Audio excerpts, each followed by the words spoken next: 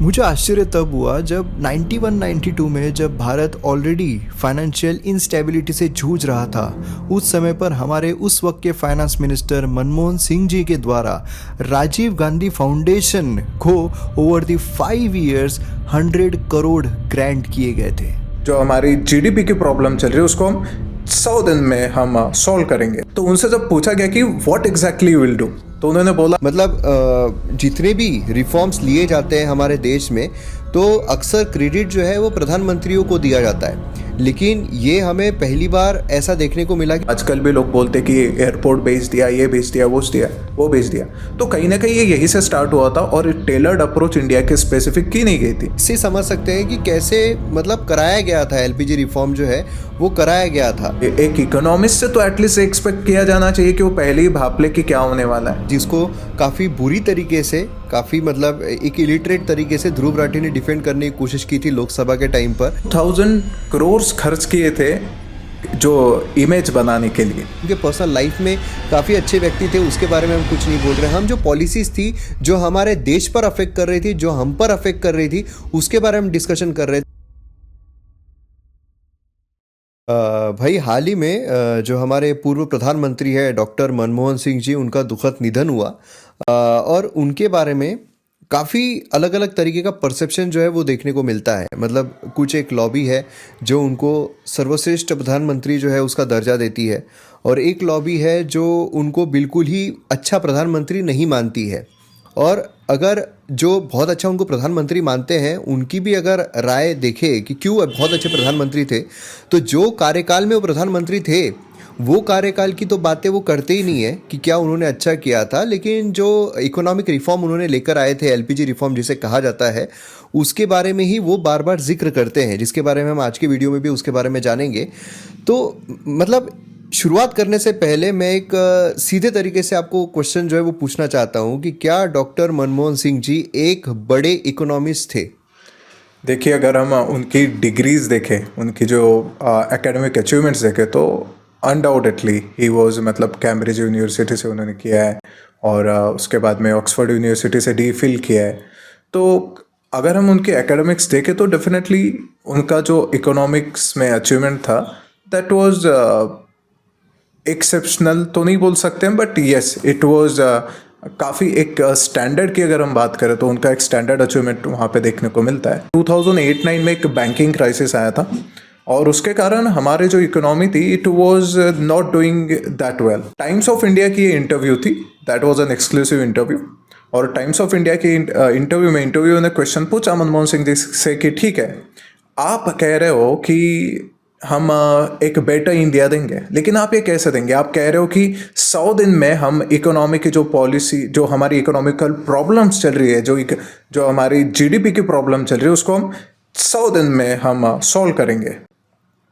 तो उनसे जब पूछा गया कि what exactly you will do, तो उन्होंने बोला कि हमने फिस्कल स्टिमुलस के पैकेजेस दिए हैं, 3 फिस्कल स्टिमुलस के पैकेजेस दिए हैं, और इसी फिस्कल स्टिमुलस के जो पैकेजेस को हम कंटिन्यू करेंगे।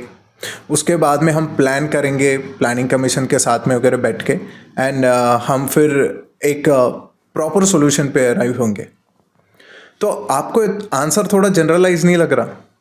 मतलब जहाँ पे उन्होंने एक, because the kind of economics उनको क्लेम किया जाता है कि सबसे महान इकोनॉमिस्ट थे और एकदम इंटेलेक्चुअल इकोनॉमिस्ट थे, एकदम इनोवेटिव और एकदम ही आउटस्टैंडिंग इकोनॉमिस्ट थे, तो यहाँ पे जो सॉल्यूशन उन्होंने दिया है, क्या वो सॉल्यूशन आउटस्टैंडिंग नहीं होना चाहिए था?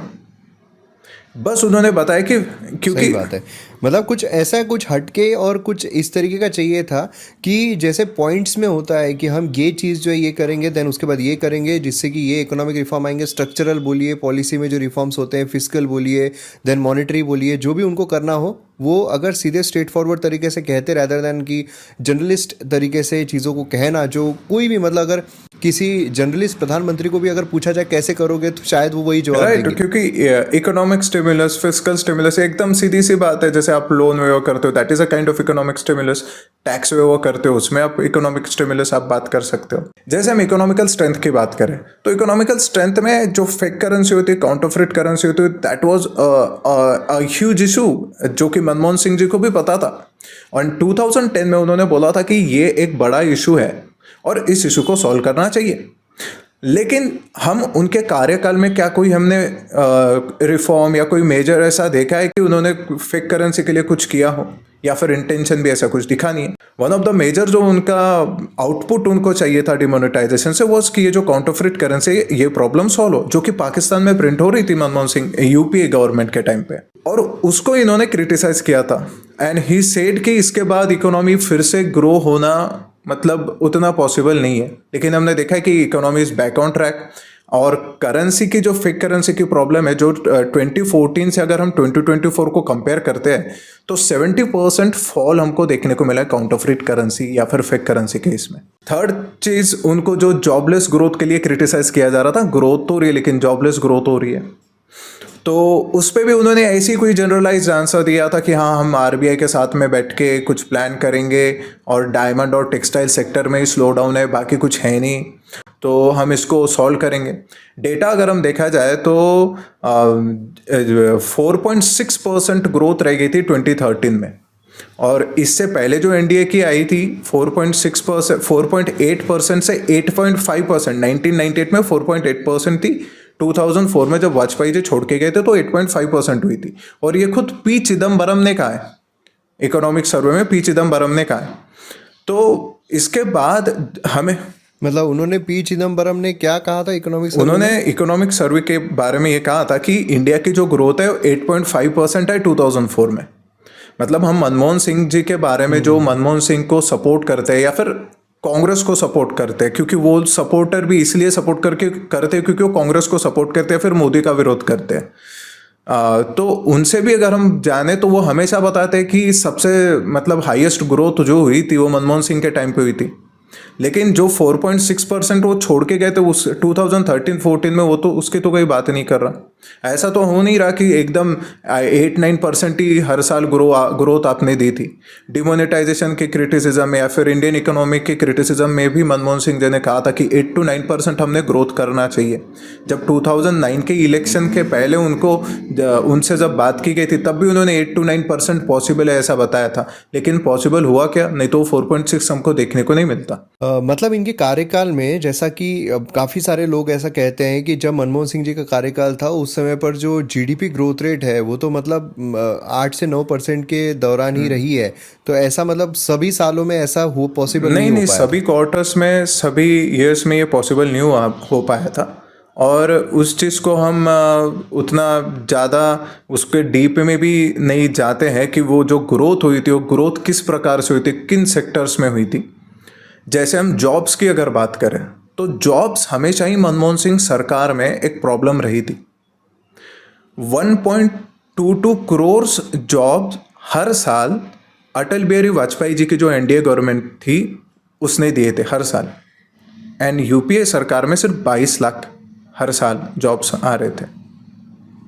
मतलब 1 करोड़ जॉब्स जो है वो कम जनरेट कर रही थी। हालांकि if he was a talented economist और सही में इस इकोनॉमिक्स के नॉलेज को वो अच्छे से अप्लाई कर पाते, उसको इम्प्लीमेंट कर पाते, तो दिस जॉबलेस ग्रोथ जो टर्म उनके टाइम पे कॉइन की गई थी, जो फेमस हुई थी, वो ना होती। जॉबलेस ग्रोथ मतलब बेसिकली जो ग्रोथ है, इकोनॉमी की ग्रोथ है, वो तो हमको देखने को मिल रही थी, लेकिन जो जॉब्स है वो जनरेट नहीं कर पा रही थी। नहीं तो नॉर्मली ऐसा होता है कि इकोनॉमी में जब ग्रोथ हो रही है तो अपने आप, क्योंकि ग्रोथ हो रही है इसका मतलब पैसा जो है इकोनॉमी में आ रहा है, पैसा आ रहा है इसका मतलब जॉब्स जो है वो क्रिएट होंगे, क्योंकि ज़्यादा इन्वेस्टमेंट ये सारी चीज़ें आती है। तो मतलब जॉब्स अगर क्रिएट नहीं हो रही है तो वो बहुत बड़ा एक प्रॉब्लम ही माना जाता है इकोनॉमी के टर्म में। तो देखा जाए तो हम ही देख पा रहे, इंफ्रास्ट्रक्चर भी उतना अप टू द मार्क नहीं था। रेल, स्टील या फिर स्टील की जैसे बात करें तो एनडीए के जो वाजपेयी जी स्टील को सरप्लस में छोड़ के गए थे, इनके टाइम पे स्टील डेफिसिट में आ गया था। तो देखा जाए तो वैरिड जो उनका जो परफॉर्मेंस था, करप्शन से काफ़ी इन्फेस्टेड रहा है उनका पूरा टर्म। और उनकी कोई ऐसी पॉपुलर थ्योरी भी हो इकोनॉमिक्स में तो आप बता दो, ऐसी कोई थ्योरी उन्होंने दी हो जो जब किसी को भी हम बोलते कि ये एक डिस्टिंग्विश्ड इकोनॉमिस्ट थे, तो उनके पास में कुछ थ्योरी होती है, उन्होंने कुछ स्टडी किया होता है, उन्होंने कुछ प्रोसेस बताई, उन्होंने कुछ तरीके बताए होते कि आप इकोनॉमी को कैसे इम्प्रूव करें। तो ऐसा इनका दिखा नहीं जाता। हाँ, इनके पास डिग्रीज अच्छी थी, इनके पास अकोलेट्स अच्छे थे, इनको अवार्ड्स मिले थे, और यूएनसीटीएडी के साथ में, इंटरनेशनल बॉडीज़ के साथ में इन्होंने काम किया है। बट अगर देखा जाए तो कि वॉज इट डिस्टिंग्विश्ड इकोनॉमिस्ट, वो व्यूवर्स को डिसाइड करने देंगे। तो ठीक है, ये तो हम जो देखने वाले व्यूवर्स हैं उन पर छोड़ देते हैं कि क्या वो बहुत बड़े इकोनॉमिस्ट थे। लेकिन जो लेबल इनको दिया जाता है या जो पीआर इनके साथ जुड़ा हुआ है कि बहुत बड़े इकोनॉमिस्ट थे, उसके पीछे एक दूसरा कारण ये भी है कि 1991 में जो एलपीजी रिफॉर्म्स है, क्योंकि उस समय पर हमारा देश काफ़ी आर्थिक संकटों से जूझ रहा था। मतलब जो हम इंपोर्ट कर सकते थे 2 हफ्तों का ही सिर्फ हमारे पास जो फॉरेक्स रिजर्व है वो बचा हुआ था। ऐसे समय पर एलपीजी लेकर आना ये एक बहुत बड़ा टर्निंग पॉइंट रहा हमारे देश की इकोनॉमी के लिए भी, और जिसका क्रेडिट जो है वो मनमोहन सिंह जी को दिया जाता है। हालांकि मतलब जितने भी रिफॉर्म्स लिए जाते हैं हमारे देश में, तो अक्सर क्रेडिट जो है वो प्रधानमंत्रियों को दिया जाता है। लेकिन ये हमें पहली बार ऐसा देखने को मिला कि इतना बड़ा कोई रिफॉर्म, क्योंकि अक्सर हम देखते हैं कि जैसे हम जब इतिहास पढ़ते हैं तो उसमें बिफोर क्राइस्ट आफ्टर क्राइस्ट इस तरीके का देखते हैं। लेकिन उसी तरीके से हमारी जब इकोनॉमी हम देखते हैं उस समय पे भी जो before LPG and after LPG इस तरीके से हम उसको कंपेयर करते हैं। तो इतने बड़े इवेंट में जो चीज़ की गई है उसमें प्रधानमंत्री का किसी भी तरीके से रोल देखा ही नहीं जाता है, जब तक मनमोहन सिंह जी ने खुद कहा था कि भाई यहाँ पर जो एलपीजी रिफॉर्म है उसके लिए सबसे बड़े हीरो ये उस वक्त के प्रधानमंत्री जो है नरसिम्हा राव जी वो थे। लेकिन ये हमें वो भी देखने को मिलता है कांग्रेस उनको आगे नहीं लाना चाहती थी, क्योंकि जिस तरीके से उनका फ्यूनरल रहा है, जिस तरीके से कांग्रेस ने उनको ट्रीट किया है, तो उससे समझ में आता है कांग्रेस क्यों उनको आगे नहीं कर रही थी। लेकिन खैर, अगर हम मनमोहन सिंह जी पर आते हैं तो उन्हें इसके वजह से एक बहुत बड़ा क्रेडिट दिया जाता है। और जितने भी ध्रुव राठी हो जाए और जितने भी लाइक माइंडेड लोग हैं जो मैनिपुलेटर्स है, उनका अक्सर यही मानना होता है कि भाई ये इतना बड़ा उन्होंने रिफॉर्म लेकर आया था, इसलिए वो बहुत बड़े इकोनॉमिस्ट थे, और इस वजह से वो बाकी जो प्रधानमंत्री है जिनकी ये जो लोग हैं उनकी नहीं पटती है या नहीं उनके साथ मेल जमता है, तो उनसे वो बड़े प्रधानमंत्री उनको मतलब कंसिडर कर लेते हैं। तो ये 1991 का जो रिफॉर्म है इसके बारे में आप क्या कहोगे? देखिए, फर्स्ट ऑफ ऑल आपके जो पहले क्वेश्चन थे उसके साथ में भी रिलेट करेगा कि मनमोहन सिंह जी का गवर्नमेंट के साथ में एसोसिएशन, इंडियन इकोनॉमी के साथ में एसोसिएशन सिर्फ 1991 के जो क्राइसिस था उससे शुरू नहीं होता। उससे पहले भी उन्होंने प्लानिंग कमीशन में काम किया है, आरबीआई के गवर्नर के रूप में उन्होंने काम किया है। हालांकि जब वो आरबीआई के गवर्नर के रूप में थे उस समय उनको ये जो करेंसी का जो डेफिसिट दिख रहा था उस चीज़ को उन्होंने भाप लेना चाहिए था। और उसके बाद में चीफ इकोनॉमिक एडवाइज़र भी वो रहे हैं। और तो ऐसा देखा जाए तो कहीं ना कहीं कुछ लोगों का ये भी मानना है कि जो ये 1991 में क्राइसिस आया था, इस क्राइसिस में कुछ ना कुछ कंट्रीब्यूशन डॉक्टर साहब का भी था। क्योंकि हम देख रहे हैं कि इकोनॉमिक के जो आरबीआई गवर्नर है काफ़ी इंपॉर्टेंट पोजीशन होती है, और देन वो सेक्रेटरी वगैरह कई 100%। आज के समय पर अगर देखा जाए तो जो एनपीएज होते हैं, मतलब जो मॉनेटरी पॉलिसीज है, वो तो आरबीआई गवर्नर के द्वारा ही ली जाती है। तो इसलिए बहुत इंपॉर्टेंट रोल रहता है आरबीआई गवर्नर का राइट। इकोनॉमी। और पॉलिसीज भी होती है जो गवर्नमेंट को इनपुट्स देना होता है, क्योंकि आरबीआई को एक स्थिति पता होती है इकोनॉमी की क्या चल रही है। जब हम 1991 के क्राइसिस की या फिर जो उसके बाद में जो रिफॉर्म्स आते हैं उनकी भी अगर हम बात करते हैं, तो ये कहीं ना कहीं आईएमएफ ने सजेस्ट किए हुए मेजर्स ही यहाँ पे इम्प्लीमेंट हुए थे। और ये जो आईएमएफ के मेजर, आईएमएफ मतलब इंटरनेशनल मॉनेटरी फंड, और जो लंदन की बैंक है उस बैंक से भी कुछ सजेशंस आए थे। एंड ये जो सजेशंस है ये कुछ इनोवेटिव या फिर इंडिया के हिसाब से टेलर किए हुए नहीं थे। ये सारे सजेशन एक वॉशिंगटन कंसेंसस के ये सारे सजेशंस वॉशिंगटन कंसेंसस के ऊपर डिपेंडेंट थे। और वॉशिंगटन कंसेंसस करना क्या चाहता है, जो डेवलपिंग कंट्रीज है उनके जो मार्केट उसको खोलना चाहता है, उनको ग्लोबल मार्केट्स के साथ में जोड़ना चाहता है। तो एक हिसाब से अगर देखो तो ये ग्लोबल प्रोसेस है, एक ग्लोबल कंसेंसस है, और ये ग्लोबल कंसेंसस इंडिया पे अप्लाई किया गया विदाउट ज़्यादा मॉडिफिकेशंस किए हुए। जैसे हमने देखते कि बाबा साहब को जब पूछा गया था कि अपने कॉन्स्टिट्यूशन तो बोरो किया है, तो उन्होंने बताया था कि हमने नेसेसरी मॉडिफिकेशंस इसमें किए हैं। लेकिन यहाँ पे ऐसे कोई नेसेसरी मॉडिफिकेशंस दिखे नहीं, क्योंकि हमारे यहाँ पे मॉडिफिकेशंस की क्यों ज़रूरत थी? क्योंकि हमारा एग्रीकल्चर सेक्टर उतना अच्छा परफॉर्म नहीं कर रहा था, हमारा मैन्युफैक्चरिंग सेक्टर भी उतना अच्छा परफॉर्म नहीं कर रहा था। तो यहाँ पे क्या हुआ कि सीधा फ्री मार्केट के लिए फॉरेन डायरेक्ट इन्वेस्टमेंट और एफआईआई की ही बात की गई। मतलब हमारे देश में जो वैल्यू एडिशन होती है उस पर ज़्यादा फोकस नहीं किया गया। इसीलिए हम देखते कि हमारा मैन्युफैक्चरिंग सेक्टर और एग्रीकल्चर सेक्टर अभी भी थोड़ा पिछड़ा हुआ है, और जो जॉब क्रिएटिंग सेक्टर माना जाता है, जो ब्लू कॉलर जॉब्स होती है जो मैन्युफैक्चरिंग सेक्टर से आ सकती है, वो कम हुई। तो इसलिए जब हम जॉबलेस ग्रोथ की बात कर रहे हैं तो हम इसी तरीके की बात करें, क्योंकि सर्विसेज सेक्टर में प्राइमरीली आईटी सेक्टर आता है, और आईटी सेक्टर आप देखा जाए तो कैपिटल इंटेंसिव है और लेबर इंटेंसिव नहीं है। और हमारे यहाँ का लेबर जो था वो भी उस हिसाब से तैयार नहीं था उस समय।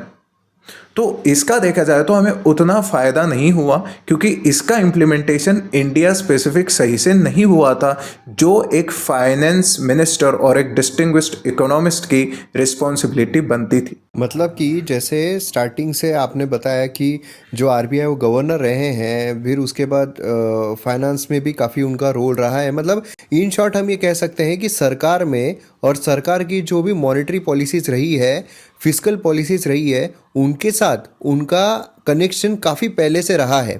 तो जैसे 1991 में जो क्राइसिस आए थे, तो एकदम से क्राइसिस नहीं आए, एकदम से पैसे खत्म नहीं होते हैं। वो काफ़ी पहले से कुछ नीतियाँ रही है, सरकार की कुछ पॉलिसीज़ रही है, जिसकी वजह से हमें 1991 क्राइसिस फेस करना पड़ा था। तो मतलब ये है कि अगर वो पहले से उन नीतियों के साथ कनेक्टेड रहे हैं, मतलब जो 1991 में क्राइसिस आया उसके लिए भी वो कहीं ना कहीं जिम्मेदार रहे हैं। और अगर वो जिम्मेदार है तो उसके सोल्यूशन के रूप में जो एलपीजी, लिबरलाइजेशन, प्राइवेटाइजेशन, ग्लोबलाइजेशन लाया गया, वो भी आईएमएफ और वर्ल्ड बैंक जो है, Indian monetary fund, world bank, जब उनके पास, क्योंकि ऑब्वियसली पैसे जो है, जैसे आप आज पाकिस्तान की हम हालत देखते हैं, तो पैसे लेने के लिए आईएमएफ के पास ही जाते हैं, लोन लेने के लिए आईएमएफ के पास ही जाते हैं। जो भी लोन देते हैं कुछ ना कुछ कंडीशंस रखते हैं। उसी तरीके से आईएमएफ ने भारत के लिए भी कुछ कंडीशंस रखी थी कि आपको बेल आउट करना है, आपको इस सिचुएशन में से निकलना है, तो आपको ये कुछ कंडीशंस जो है वो रखनी पड़ेगी, वो फुलफिल करनी पड़ेगी, जिसमें एलपीजी रिफॉर्म जो है वो एक भाग हमें देखने को मिलता है। और उसी वजह से जो एलपीजी रिफॉर्म है वो भारत में लाया जाता है। और भारत में लाने के बाद भी जो हमारे सेक्टर्स थे, क्योंकि अगर हमारे टर्म्स एंड कंडीशंस पे एलपीजी रिफॉर्म लाए जाते तो हमारे जो सेक्टर्स है, जो सेक्टर्स चल रहे हैं, उसको आगे बढ़ाने के लिए काम किया जाता है। एग्रीकल्चर जो है उसमें कुछ मैकेनाइजेशन, उसमें कुछ अच्छी चीज़ें जो है वो लाकर फार्मर्स की जो इनकम है उसको बढ़ाने का काम किया जाता। लेकिन जो बाहर की चीज़ें है उसको यहाँ पर थोपा गया। बाहर की जो मार्केट अगर खोला भी गया तो मार्केट खोलने के बाद जो बाहर के लोग हैं उनको यहाँ पर ज़्यादा फायदा हुआ एज कंपेयर टू इंडियन। अभी हम देखते हैं कि जो ईस्टर्न ब्लॉक के साथ में हमारा जो ट्रेड था, जो कि यूएसएसआर था, उसका ईस्टर्न ब्लॉक धीरे धीरे धीरे धीरे वीक होता गया। और वो वीक जो हो रहा था 1980s, जब मनमोहन सिंह डॉक्टर साहब जो इंडियन इकोनॉमी के साथ में एक्टिवली इन्वॉल्व थे, तभी हो रहा था। और इसका एक मेजर जो था रोल था, जो हमारा क्राइसिस हुआ था, कि ये जो यूएसएसआर का फेलियर होना उसी समय, और फिर ये सब हुआ। ऑयल का भी हमारा एक मेजर इशू होता था। तो ये जो इसका एक डिसएडवांटेज, और ये जो एलपीजी वॉशिंगटन कंसेंसस के हिसाब से या फिर फॉरेन इंटरेस्ट के हिसाब से, क्योंकि हम एफडीआई पे या फिर एफआईआई पे डिपेंडेंट है, हमारा इन्वेस्टमेंट पे अभी भी हम इन्वेस्टमेंट पे काफ़ी हद तक डिपेंडेंट है। बिकॉज जो 1991 के बाद में रिफॉर्म्स है, वो रिफॉर्म्स ही इस तरीके के थे कि हमारे पास प्राइवेटाइजेशन करने के अलावा ज़्यादा कोई चांस नहीं है। जो आजकल भी लोग बोलते कि एयरपोर्ट बेच दिया, ये बेच दिया, वो बेच दिया, तो कहीं ना कहीं ये यही से स्टार्ट हुआ था, और टेलर्ड अप्रोच इंडिया के स्पेसिफिक की नहीं गई थी। और जब यूएस डॉलर के साथ में हमारी जो करेंसी वो पेक्ड हो गई, जो यूएस का जो फेडरल रिजर्व है उसकी पॉलिसीज का इम्पैक्ट हमारे जो देश के इकोनॉमी पर काफ़ी ज़्यादा पड़ने लगा। इसके कारण डेट सर्विसिंग कॉस्ट जो है वो बढ़ने लगी, जो कर्जा है वो महंगा होने लगा इंडिया में। अगर वहाँ पे कुछ भी हुआ तो मतलब फॉरेन में कर्जा इजीली मिल जाता है, लेकिन इंडिया में थोड़ा महंगा होने लगा। उसके बाद ये भी पाया जाता है कि जिन भी देशों में ये इस तरीके के रिफॉर्म्स वॉशिंगटन कंसेंसस के ऊपर कुछ बनाए जाते हैं, तो उनकी जो डोमेस्टिक इकोनॉमी है उनके तरफ निगलेक्ट हो जाता है, क्योंकि आपको तो फॉरेन इन्वेस्टमेंट को अट्रैक्ट करना है ना। आप डोमेस्टिक इन्वेस्टमेंट जनरेट करने की ज़्यादा बातें नहीं कर रहे एलपीजी के हिसाब से। तो जो डोमेस्टिक वैल्यू एडिशन या फिर डोमेस्टिक इकोनॉमी की जो डिमांड्स है उनको निगलेक्ट किया जाता है, ये भी पाया गया। जैसे हम रशिया और चाइना की बात करें तो रशिया और चाइना का करंट अकाउंट सरप्लस पे फेडरल रिजर्व डिपेंडेंट पे है और हमारा फॉरेन कैपिटल इनफ्लो पे डिपेंडेंट है।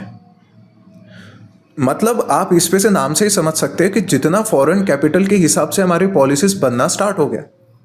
इसीलिए पाया गया कि 1991 के बाद में जो ट्रेडिशनल इंडस्ट्रीज थी, जो कुछ बची थी ब्रिटिशों ने उनको डिस्ट्रॉय कर देने के बाद, उनमें एक जो है डिक्रीज पाया गया। उनकी जो ग्रोथ थी वो कम हो गई और कई सारी इंडस्ट्रीज तो ट्रांसफॉर्म हो गई, क्लोथिंग हो गई और बहुत सारी ऐसे अपैरल है, उसमें डिटेल में नहीं जाएंगे हम। लेकिन उसके बाद में जो है जो इंडियन टाइप्स की जो भी चीज़ें थी उनको एक निगलेक्ट उनके तरफ देखा गया। तो ये भी एक पॉइंट हम देख सकते हैं। जैसे आपने बात कही कि एग्रीकल्चर के मैकेनाइजेशन की बात नहीं की गई, मैन्युफैक्चर की बात नहीं की गई। तो my point is Indian economy का सबसे बड़ा प्रॉब्लम जो था वो स्ट्रक्चरल था। लेकिन उस स्ट्रक्चरल प्रॉब्लम को अगर आपने हैंडल ही नहीं किया, उसको अटेंशन ही नहीं दी, तो फिर कैसे रिफॉर्म्स? तो रिफॉर्म्स भी मतलब इसीलिए तो हमें जॉबलेस ग्रोथ या फिर इतने दिन से 8-9% चल रहा है, ये सब हमको सुनने को मिल रहा है कि हाँ उन्होंने हमको देश को बचाया। मैं एक इकोनॉमिक्स का एक लेक्चर 2-3 साल पहले देख रहा था और उस लेक्चर में वो जो प्रोफेसर थे वो कहते हैं कि इंडिया में एक माइंडसेट है, क्रिकेट से आप समझ सकते हो कि ड्रॉ करना है भाई, मैच को बचा ले भाई, तू कैसे भी बचा ले, ड्रॉ कर ले। मतलब अगर पूरी एडवर्स सिचुएशन है उसमें जीतने का नहीं सोचते। तो this was a kind of draw. हाँ हम प्रॉब्लम में थे, हाँ उन इंटरवेंशन से हमारी इकोनॉमी बच गई, लेकिन ये सिर्फ एक ड्रॉ हो गया, इससे हम जीत नहीं पाए, अभी भी हम जीते नहीं हैं क्योंकि हमारा स्ट्रक्चरल जो ऑर्गेनाइजेशन है इकोनॉमी का वही नहीं किया गया। तो मेरे हिसाब से वो सबसे बड़ा फॉल्ट था। मैं एक सिंगल पर्सन को यहाँ पे सिंगल आउट नहीं करना चाहूँगा, उस गवर्नमेंट को हम ले सकते हैं बिकॉज कुछ पीआर एजेंसीज लगी हुई कि एलपीजी में तो मनमोहन सिंह साहब ने किया है। तो कहीं ना कहीं ये एक मेरे हिसाब से बहुत बड़ा फॉल्ट था जो हमारी इकोनॉमी की तरफ ध्यान नहीं दिया गया। That was the structural problem को 100%। और जैसे अभी काफ़ी सारे डॉक्यूमेंट जो है वो डिक्लासिफाइड भी किए जा चुके हैं और इंडियन एक्सप्रेस जो न्यूज़पेपर है उसमें भी ये डिक्लासिफाइड डॉक्यूमेंट्स के बारे में जिक्र किया गया था कि किस तरीके से आईएमएफ और वर्ल्ड बैंक ने भारत को, या फिर हम बोल सकते हैं कि उस वक्त भी जो सरकार थी उनको एलपीजी रिफॉर्म लेने के लिए बाध्य किया। तो ये हम इससे समझ सकते हैं कि कैसे मतलब कराया गया था एलपीजी रिफॉर्म जो है वो कराया गया था। जिस तरीके से एक सोशलिस्ट हमारे ऊपर हैम्परिंग की जा रही थी और सोशलिस्ट मतलब यूएसएसआर का डिसइंटीग्रेशन होता है, उस वक्त बहुत सारी कंट्रीज़ को सेम रिफॉर्म जो है वो लेने के लिए कहा जाता है। तो ये एक सीधा समझ में आता है कि जो पावर में थी, यूएसए पावर में थी और यूएसए के द्वारा किस तरीके से जो बाकी कंट्रीज़ है मार्केट को और ओपन करने के लिए ये सारी चीज़ें जो है वो कराई जा रही थी। लेकिन ये तो ठीक है, 1991 के बारे में अब पूरी चीज़ें जो है लोगों को क्लियर हो गई होगी। जो अपनी आँख और कान जो है वो खुले रखते हैं उनके लिए तो क्लियर हो ही गया होगा। बाकी जो है जो पट्टी लगा कर रखते हैं वो तो फिर उनका कुछ किया नहीं जा सकता है। लेकिन 2000 अगर हम प्रधानमंत्री बनने के उनकी बात करते हैं, जैसे 2008 की अगर हम बात करें तो उस समय पर पूरी दुनिया में रिसेशन चल रहा था, है ना। पूरी दुनिया जो है रिसेशन में चल रही थी, नेगेटिव जीडीपी ग्रोथ रेट देखने को मिल रहा था। लेकिन उस समय पर भी काफ़ी सारे लोग ऐसा बोलते हैं कि भारत में, क्योंकि मनमोहन सिंह जी थे, बड़े इकोनॉमिस्ट थे, उस वजह से हमारी जो जीडीपी है वो नेगेटिव में नहीं गई। हालांकि बहुत कम थी उस वक्त अगर हम रिसेशन की बात करें, लेकिन नेगेटिव में नहीं गई थी। तो ये भी एक काफ़ी बड़ा क्रेडिट जो है दिया जाता है। इसके बारे में क्या कहोगे? सबसे पहले तो सबसे अच्छा इकोनॉमिस्ट उसी को माना जाता है जो आने वाले संकट को भाप ले। अगर हम देखें जब साहब ने संभाला था अपना कार्यकाल और जब से उन्होंने एलपीजी का किया था, उस समय से हम देख रहे थे कि लोन्स वर मेजर इश्यूज।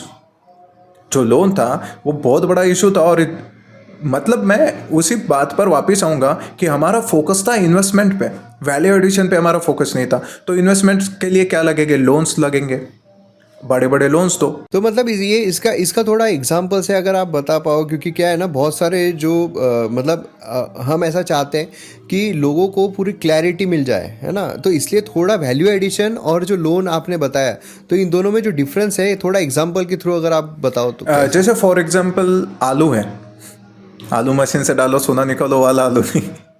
आलू को आप एक आलू को उससे चिप्स बना सकते हो, कई सारे प्रोडक्ट्स हम उससे बना सकते हैं, हम उससे बर्गर बना सकते हैं, हम उससे समोसा बना सकते हैं।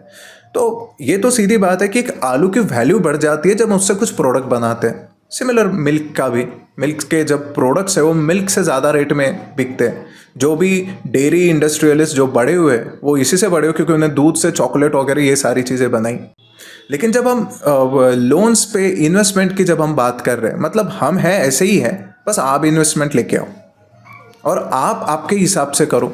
मतलब जो फॉरेन की कंपनी आ रही है, अगर उसको वो क्यों सोचेगी भाई मुझे आलू का जो है उसका वैल्यू एडिशन करनी है यहाँ के लोकल प्रोडक्ट, वो तो उनके जो इंटरेस्ट है उनके हिसाब से देखेगी ना, उनके लिए लोन्स लेगी।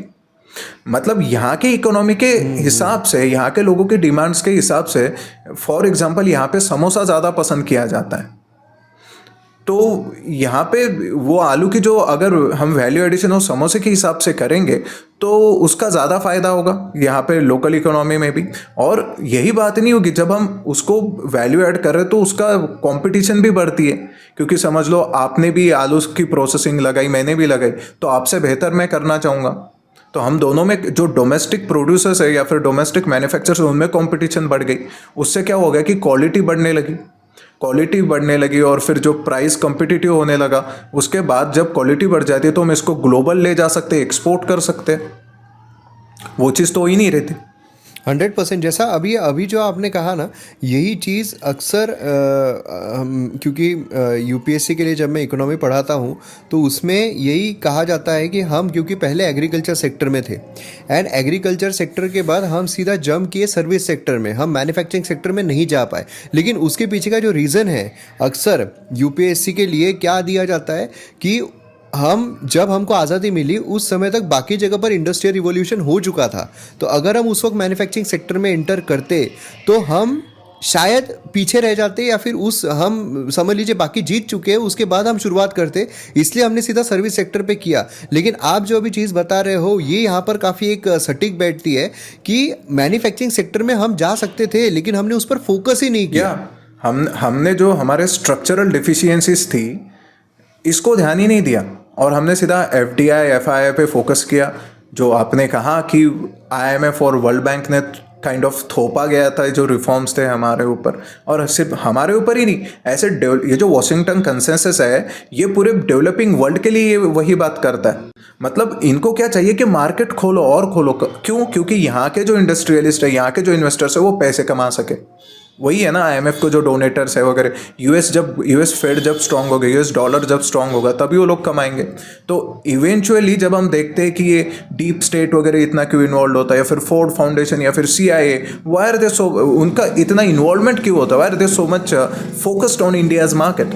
क्योंकि उनको भी पता है कि ये जब इंडियन इकोनॉमी या फिर और कोई भी इकोनॉमी जब ओपन होती है तो वो फ्रीली स्पेंड कर सकते हैं, एंड क्योंकि उनके पास टेक्नोलॉजिकल एडवांटेज है तो यहाँ के जो लोकल बिजनेसमैन है या फिर जो लोकल मैन्युफैक्चरर्स हैं वो तो कम्पीट ही नहीं कर पाएंगे ना। और इसी के चलते जो एनपीएज हम देख रहे हैं, वो जो बैंक के लोन्स है वो डिफॉल्ट होना स्टार्ट हो गए। और ये जब डॉक्टर साहब फर्स्ट टाइम प्रधानमंत्री बने थे अटल जी के बाद में, उसी समय 1-2 साल में एनपीएस का देखने, आरबीआई की एक रिपोर्ट भी आई थी कि एनपीएस जो है वो एक मतलब हाई लेवल पर जा सकते हैं जिससे डिजास्टर आ सकता है। तो 2008-9 का जो था ये जो पूरा एक ग्लोबल एक मेकर, क्योंकि भाई एक इकोनॉमिस्ट से तो एटलीस्ट एक्सपेक्ट किया जाना चाहिए कि वो पहले ही भाप ले कि क्या होने वाला है।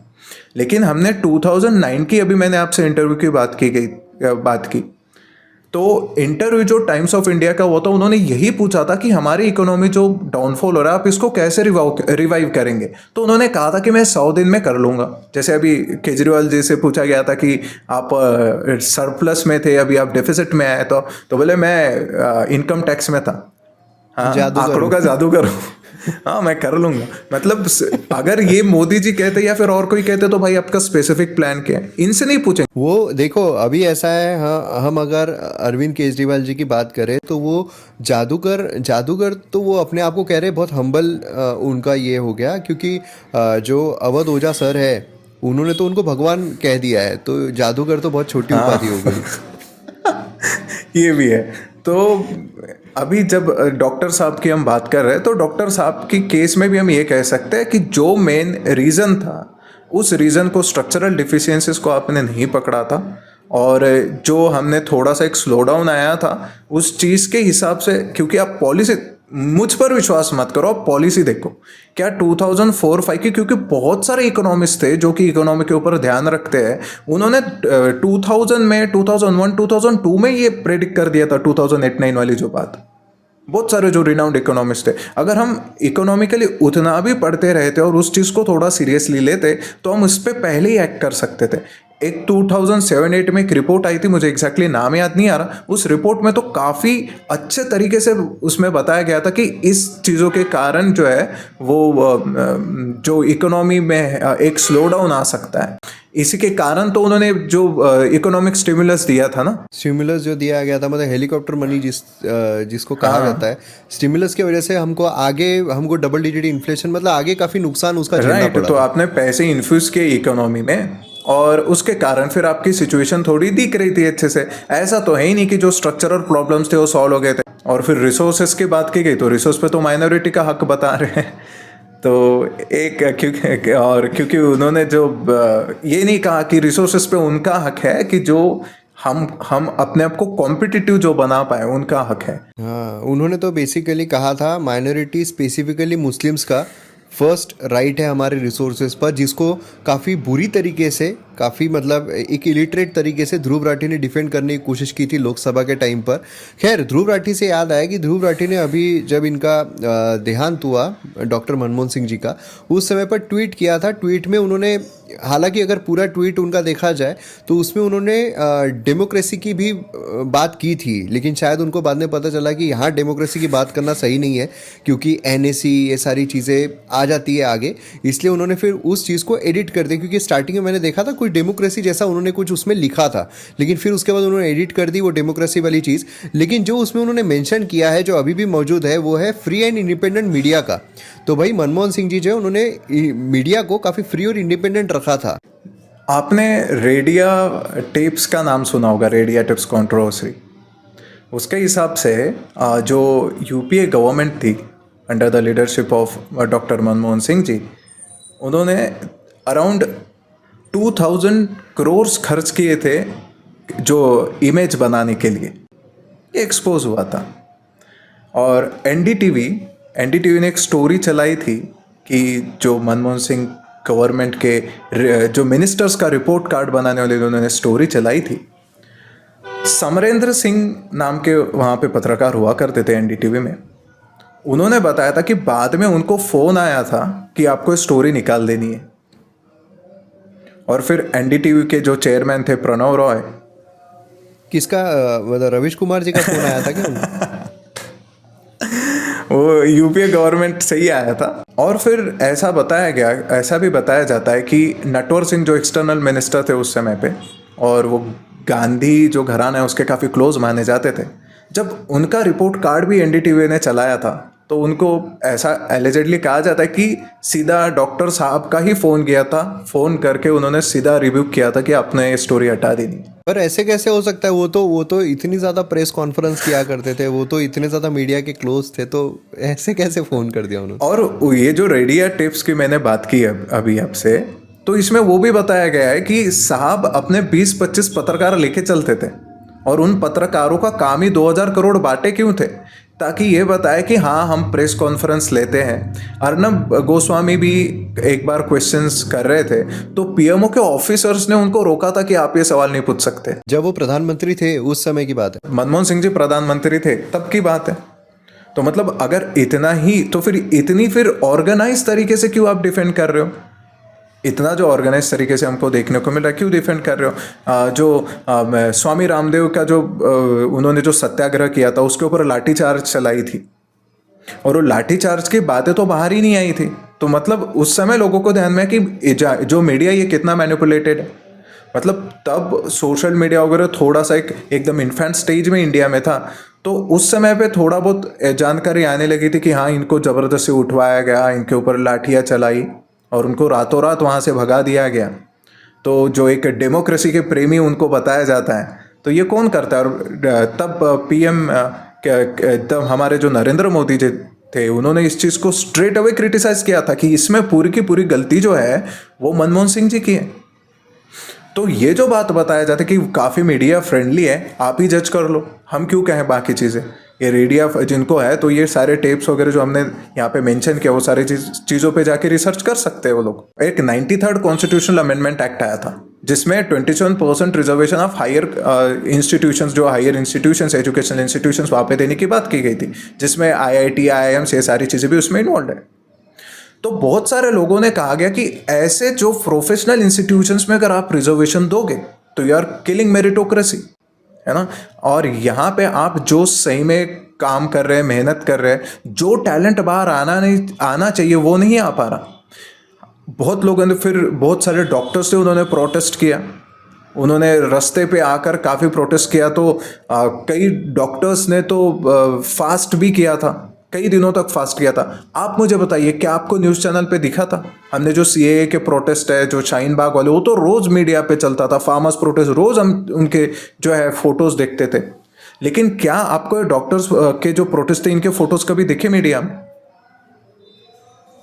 इनफैक्ट प्रोटेस्ट छोड़िए, जिस तरीके से क्रिटिसिज्म है वो भी पहले के अगर हम देखें न्यूज़ तो काफ़ी कम क्रिटिसिज्म हमें देखने को मिलता था। मतलब आप सोचिए कि जिस तरीके से अभी वीडियोस जो निकल कर, अभी सोशल मीडिया इतना बढ़ चुका है, पिछले वीडियोस जो भी बाहर निकल कर आते हैं, तो मनमोहन सिंह जी जब भी फॉरेन टूर पर जाते थे साथ में सोनिया गांधी जी तो रहती ही थी, है ना, क्योंकि ऑब्वियसली उन्होंने खुद कहा है कि मेन सेंटर ऑफ पावर जो है वो तो सोनिया गांधी जी है। इन्होंने खुद कहा था, वो संजय बारूजी जो है उनकी किताब में वो चीज़ लिखी हुई है।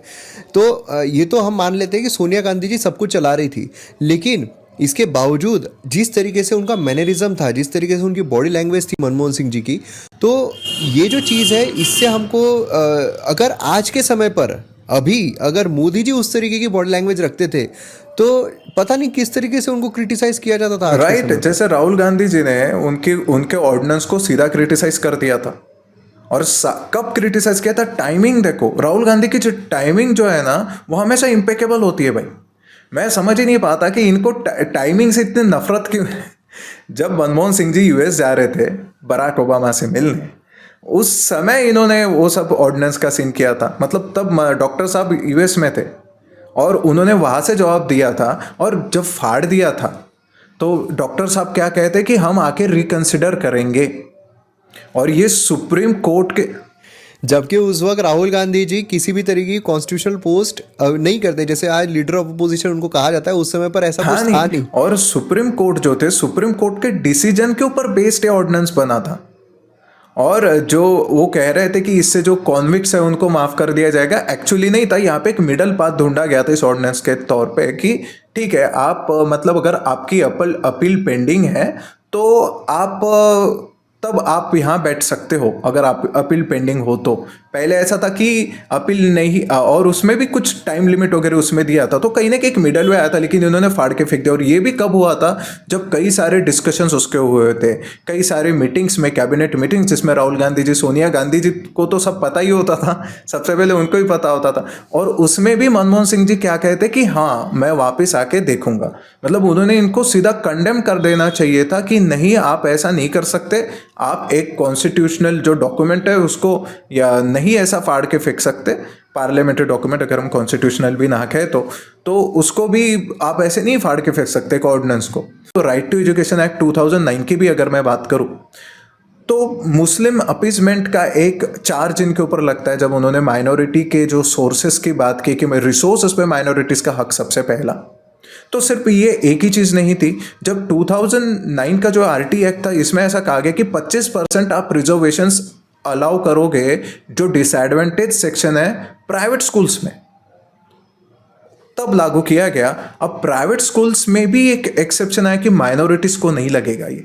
तो अगर हम अभी इन दी एंड रैपिड फायर जैसा कुछ लेते हैं, उसमें हम अभी हमने जैसे पॉलिसी, उनकी इकोनॉमिक पॉलिसी, सारी चीज़ों के बारे में बात की, लेकिन अभी जैसे उनको बहुत ज़्यादा ये कहा जाता है कि नरेंद्र मोदी से भी बेटर थे वो।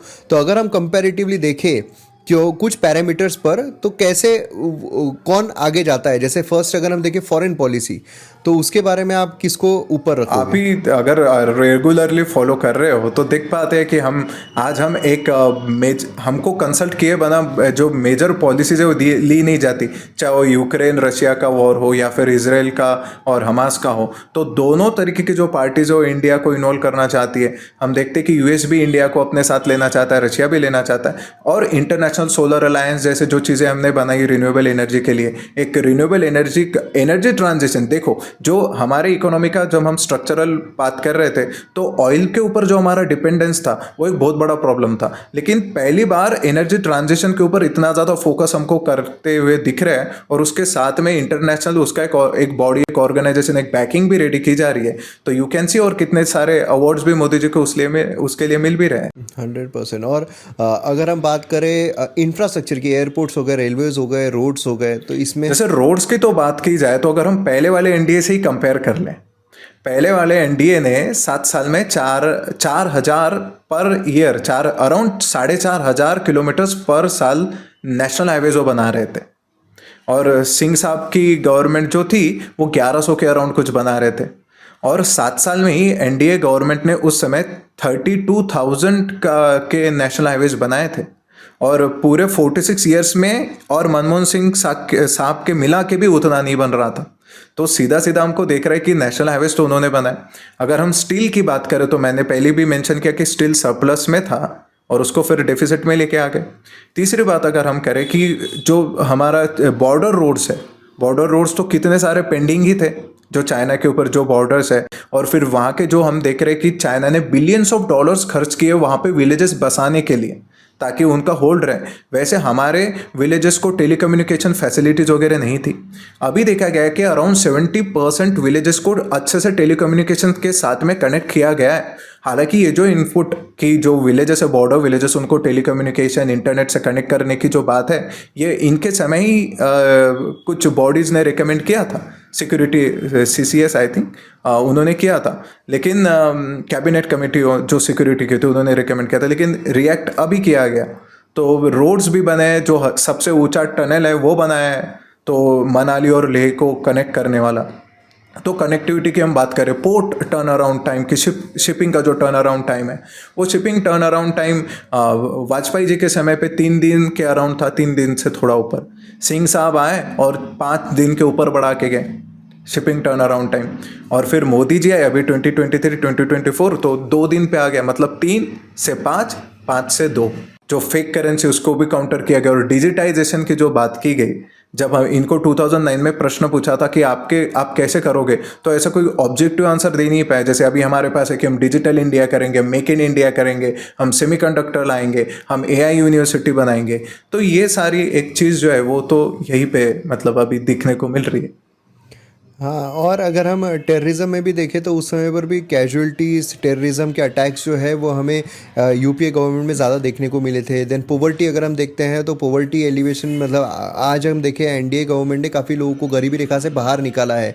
ईज़ ऑफ डूइंग बिजनेस भी देखते हैं तो उसमें भी काफ़ी बेहतर, मतलब बहुत सारी जो पैरामीटर्स है उसमें जो एनडीए गवर्नमेंट है उन्होंने ज़्यादा बेटर किया था यूपीए गवर्नमेंट से। तो इससे मतलब मुझे एक कंपैरिजन जो है एक पर्सनालिटी के पर्सपेक्टिव से भी मतलब ऐसा लगता है कि सही नहीं था। देखिए क्या है कि काफ़ी लोग बोलते हैं कि क्रिटिसिज्म जो है वो नहीं करना चाहिए, मतलब जिनका स्वर्गवास हो चुका है उनका क्रिटिसिज्म, लेकिन वो है कि वो एक हमारे शासक रहे हैं, हमारे यहाँ पर गवर्नमेंट के रूप में, प्रधानमंत्री के रूप में रहे हैं। भले ही कांग्रेस की जो लीडर है, सुप्रीमो है, उनके द्वारा सब कुछ शासन किया गया था, लेकिन कॉन्स्टिट्यूशनल पोस्ट तो वही हैंडल कर रहे थे। इसीलिए उनकी जो नीतियां है, क्योंकि हम पर्सनल अटैक कुछ भी नहीं कर रहे हैं, हम पर्सनली जो उनके पर्सनल लाइफ में काफ़ी अच्छे व्यक्ति थे उसके बारे में हम कुछ नहीं बोल रहे हैं। हम जो पॉलिसीज़ थी जो हमारे देश पर अफेक्ट कर रही थी, जो हम पर अफेक्ट कर रही थी, उसके बारे में डिस्कशन कर रहे थे। और जो चीज़ें फैलाई जाती है, जो चीज़ पीआर किया जाता है पॉलिसीज़ को लेकर, उसके बारे में हम यहाँ पर बात कर रहे हैं। राइट, एकदम सही आपने कहा।